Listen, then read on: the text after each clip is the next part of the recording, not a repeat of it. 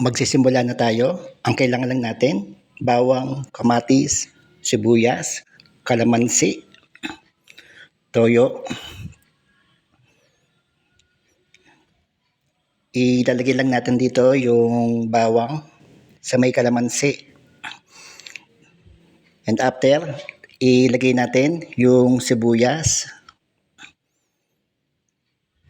Tapos kamatis, ilagay natin. Next natin, toyo. Para tayo nag-iihaw ng yempo, may toyo siya tsaka kalamansi. Ang pinagkaiba lang, wala siyang kamatis tsaka sibuyas. Tapos paminta, lagyan natin. Next natin, lagyan natin ng asukal. Ang nagagawa ng asukal, ito yung kumukontra sa asim ng kalamansi tsaka sa alat ng toyo. Kaya may asukal. Tapos lagyan natin ng iodized salt. I-mix natin para mag-marinate siya. Ito na gagawin natin, ipapalaman natin yung bawang sibuyas dito sa bangus.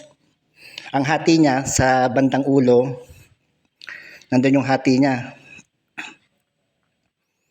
Gawin lang natin hanggang sa malagay natin lahat ng palaman sa bangus.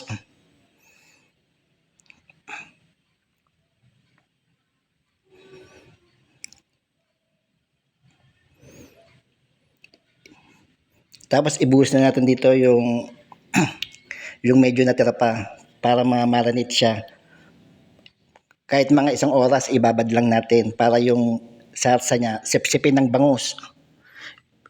Ito na yung uling na pabagan na natin. Mag-ihaw na tayo. Salang natin sa uling yung bangus para tuluyan na siyang maluto.